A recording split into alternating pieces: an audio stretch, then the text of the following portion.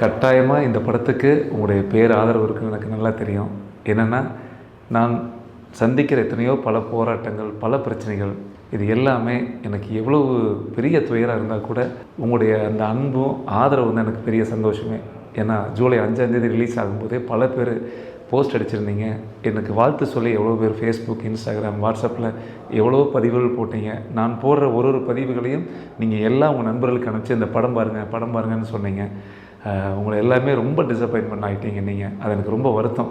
இருந்தாலும் அதெல்லாம் மீறி நான் இந்த படத்தை எப்படியாவது கட்டாயமாக பொதுமக்கள் பார்வைக்கு கொண்டு வரணுங்கிறதுக்காக ஒரு நீதிமன்றத்தின் துணையோடு ஒரு நல்ல படம் என்று மத்திய அரசாங்கம் தணிக்கை குழு கொடுத்துருக்கிற அந்த சான்றிதழை அடிப்படையாக வச்சு இந்த படம் கட்டாயமாக உங்களுக்கு தெரியும். நான் நிறையா படங்கள் நடிச்சிருந்தாலும் எனக்குன்னு எந்த பின்புலமும் கிடையாது.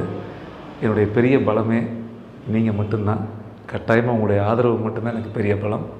ஏன்னா இந்த தாய்மார்கள், ஒரு குடும்பங்கள், பெற்றோர்களுக்காக எடுக்கப்பட்ட படம் இது ரொம்ப நல்ல படங்க. கட்டாயமாக இந்த படம் பார்த்தவங்க எல்லாருமே இந்த படம் நல்லா இருக்குன்னு சொன்னாங்க. இந்த படம் பார்த்து நல்லா இருக்குன்னு சொன்ன எல்லாத்துக்கும் என்னுடைய நன்றி. ஏன்னா எனக்கு பெரிய ஊடக சப்போர்ட் இருக்குதா அப்படிங்கிறதெல்லாம் எனக்கு தெரியாது. உங்களுடைய உள்ளமும் மனசும் தான் எனக்கு ஊடகம்.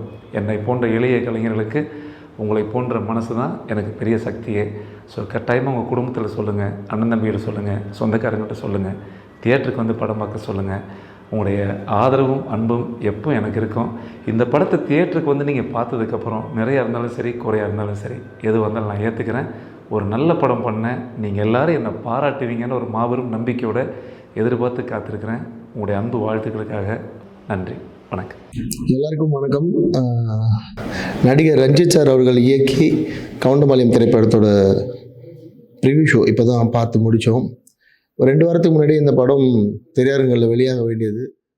சில தியேட்டர்களில் படம் வெளியிட பாதுகாப்பு அந்த மாதிரி விஷயங்கள்லாம் கருதி படம் வந்து வெளியிட அவங்க அனுமதி தரலை. அதனால் இவங்க கோர்ட்டுக்கு போய் படத்தை வெளியிட ஒரு அனுமதி வாங்கிக்கிட்டு, இது வந்து எதனால் இப்படி ஒரு திரைப்படத்துக்கு இப்படி ஒரு பிரச்சனை வருது அப்படின்னு தெரியல. இது வந்து தணிக்கை செய்யப்பட்ட ஒரு திரைப்படம் தான். அதாவது சென்ட்ரல் கவர்மெண்ட் சென்சார் போர்டில் வந்து சர்டிஃபிகேஷன் பண்ணப்பட்ட ஒரு படம். ஸோ இந்த படம் இவ்வளோ பிரச்சனைகளை தாண்டி இந்த படம் எங்கே வெளியாகுதோ அந்த திரையரங்களுக்கு நீங்கள் போய் இந்த படத்துக்கு ஆதரவு கொடுக்கணும். முதல் கோரிக்கை அது. அப்புறம் படம் வந்து இப்போ தான் பார்த்துட்டு வெளியே வந்தோம். ரொம்ப ஸ்ட்ராங்கான ஒரு கண்டென்ட் சொல்லியிருக்காரு. என்னென்னா 2020 வந்து நான் திரௌபதி திரைப்படம் பண்ணேன்.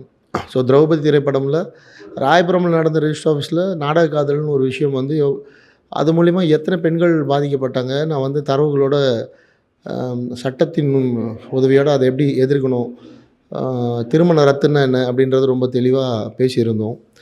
அதுக்கப்புறம் இப்போ வரைக்குமே அது வந்து மிகப்பெரிய ஒரு பேசு பொருளாகவே இருந்துகிட்ருக்கு. இப்போ கவுண்டமபாளையம் திரைப்படமும் அது மாதிரி நான் வட தமிழ்நாட்டில் நடக்கிற நாடக காதல் பற்றி பேசியிருந்தேன். அவர் வந்து கொங்கு பகுதியில் அவர் பார்த்து அவர் கேள்விப்பட்ட சம்பவங்களை தொகுத்து ரொம்ப கமர்ஷியலாக, திரௌபதி ரொம்ப ராவாக இருக்கும், இவர் வந்து ரொம்ப கமர்ஷியலாக அவருக்கு இருக்க ஒரு பட்ஜெட்டில் பணம் சம்பாதிக்கணும் அப்படின்ற ஒரு மோட்டிவேஷன் இல்லாமல் படத்தை மக்கள்கிட்ட கொண்டு போய் அந்த விழிப்புணர்வு ஏற்படுத்தணுன்ற ஒரு நோக்கத்தோடு பண்ணியிருக்காரு.